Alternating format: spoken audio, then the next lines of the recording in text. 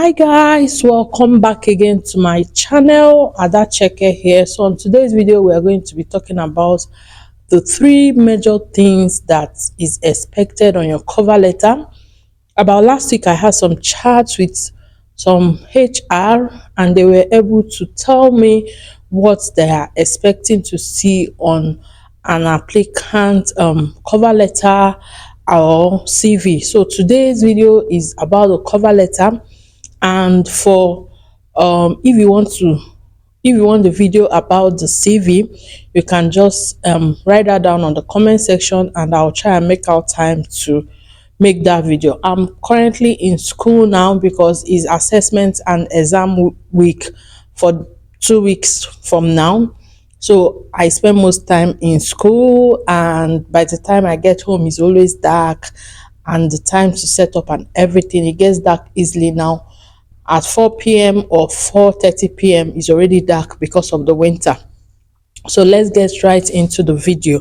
So the first thing they said is that the first paragraph is the hook, and that hook should be what about the company interests you, what skill you have that can improve something in the company. So you should start your cover letter by saying that you are so person that has the skill in this management, or maybe let me use, I'll be showing a template of a cover letter and I will still be explaining some things there. So the first paragraph, they are expecting you to say something about the company that you are applying to. What does this tell you? This tell you that you cannot use one cover letter and apply for so many roles in different companies, but you can only use one cover letter per time. So you should be able to mention the company, the vision of the company, the goals of the company, what the company is doing that is interesting to you, and how the skill set you have, and the transferable skills, the technical skills, the whatever it is that you have is able to align with the company's goal and with the company's aim. So gave a scenario example and said that at some point they needed someone with a particular skill set that was difficult to find, and somebody applied and they just took the person without looking at whether the person's goals and ambitions aligns with the company goals. The person was employed, and the person is supposed to be a team lead of a particular set of research. And when this person resumed, they found out that this person has a different goal. This person's mantra, the way the person behaves, the way the person sees things is different from the way the company and the staffs of the company see things.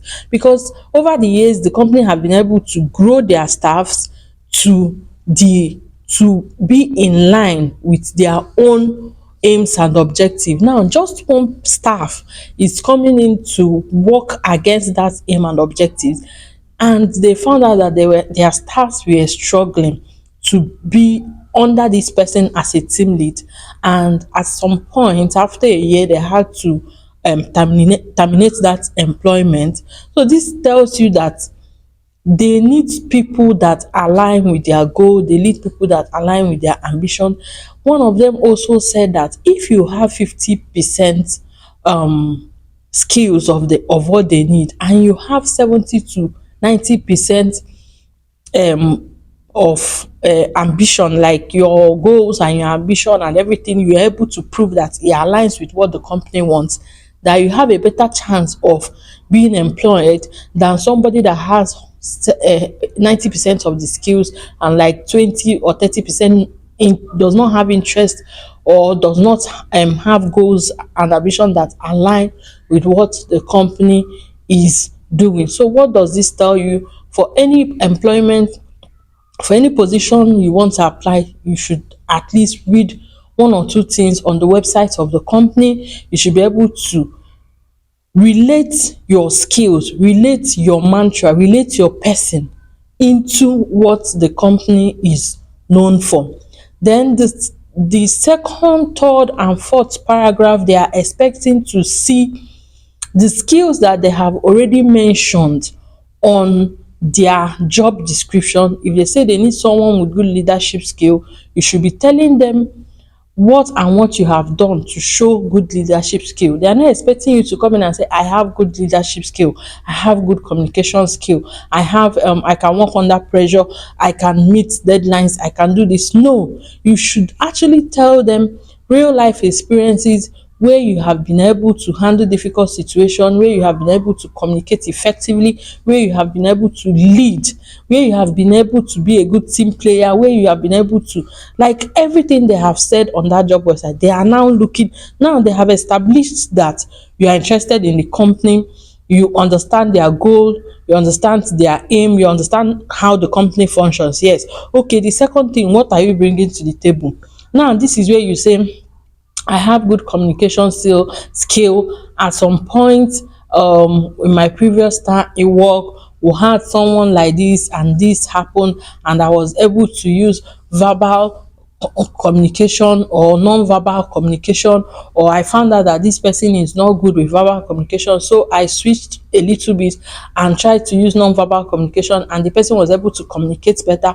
Or I found out that this one happened, that I did this, and give scenario examples. I'm a good team player. At some point, one of my teammates was sick and I had to cover up for my teammate. I can work under pressure, I can handle difficult situation. Maybe when you were in school, you had a lot of deadlines to meet, you had your project to defend, you were married and going to school. Yes, these are things that you are combining education, combining family, combining childcare, and you are able to do all of them effectively. So give scenario example of what they have already given in the job description as the skill set that they want. So if the second paragraph you pick up a skill, you talk about it. The third paragraph you pick up another skill, you talk about it. The fourth paragraph you pick up another skill and you talk about it. Then one of them also said something that made sense to me. He said that even if you are not able to, like, have all the skills, when you finish listing the ones you have, and how you have been able to utilize them, that you should also say that, maybe something like leadership, you say, although I've not been in a position to lead, but I know that with the right teaching, the right training and encouragement, I'll be able to um be a good leader because I have been a good team player for years. I have good communication skill. I have this, I have that. So that you should acknowledge the ones you don't have. Don't just say you don't have these skills, then you don't say anything about them. If there are skills within that application that you don't have, that you can state that you don't have it, but you are willing to learn, you are open to training, you are open to this, like, shows them the kind of person you are, that you are teachable. You are, like, not master know it all. You are somebody that if you come into the company, if they try to teach you something, that you will be ready to learn that thing and integrate quickly into the system. So there is room for improvement. You are open to improvement and you are open to learning. So you should also state that on your cover letter. Then one thing again they said, and like, it might sound not so important to you, but one of them said that at the end of your letter, you should make sure you write, thank you for taking out time to read my letter, I hope to hear from you soon. That if you don't show that kind of appreciation, that some people, after stating all their achievements and what they can do and what they cannot do and everything, they'll just end it with thanks or hello or bye or whatever, without even taking time to thank the person that took out their time to read your cover letter. Now we should also know that the format of our cover letter is important. Your grammar checks should still be there, your punctuations, your grammatical flow, and there should not be congestion of text. So you can see the example of the cover letter that I have here. From this cover letter, you can see that the name of the person is boldly written, then the address, then it is broken into paragraphs: first paragraph, second paragraph, third paragraph. And make sure that your cover letter is relatable.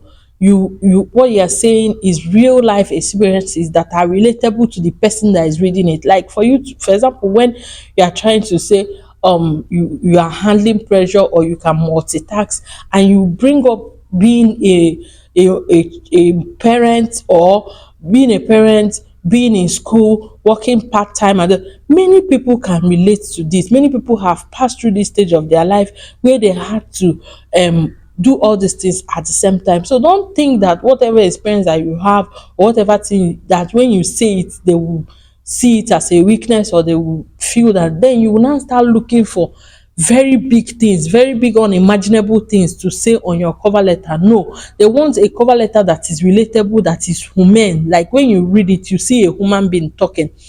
Another thing is that this cover letter is different from your CV. It's not a time to start repeating every skill that you have in your CV. You have already stated your technical skills in your CV. You have already mentioned the schools you attended and the certificates you obtained in your CV. So you don't need to come to your cover letter and start all over again to do that. And for the length of cover letter, they are expecting to see a page and maximum a page and a half. So whatever you're writing should be concise, it should be straight to the point. Each paragraph should be saying something.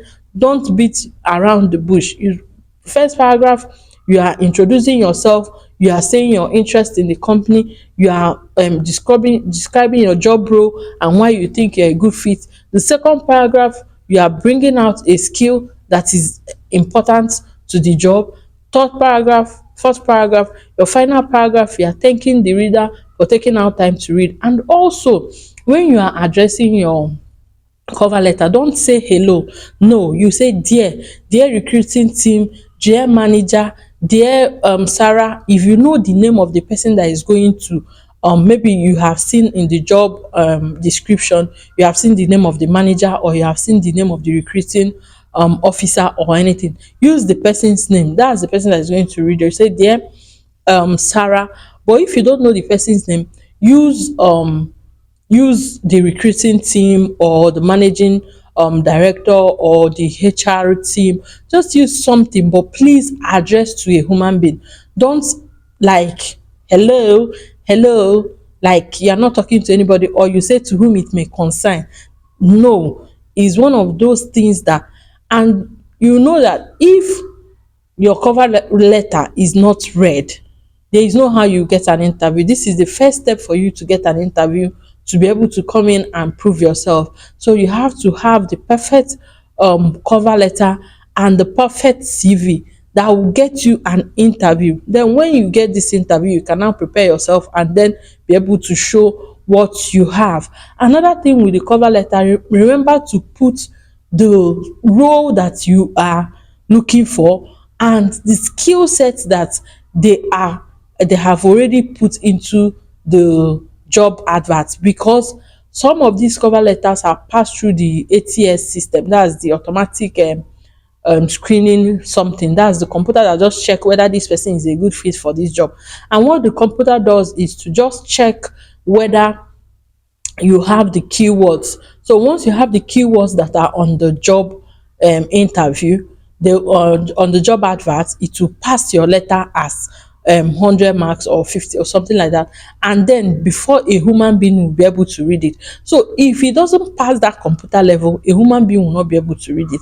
So when you are writing your cover letter, after your name, write the role that you are applying for. Then when you come into your letter, highlight the skill that has already been put down on the job description itself, so that when this screening computer screening tool screens it, it will pass that first computer stage. Then it will get to the second stage, where maybe the HR or the manager or whoever that is in charge would then read it and like now qualify, okay, this person is good enough for the interview. I hope this is helpful to you, and remember to subscribe to my channel. Any question you have, just put that down on the comment section, and see you in my next one. Bye bye.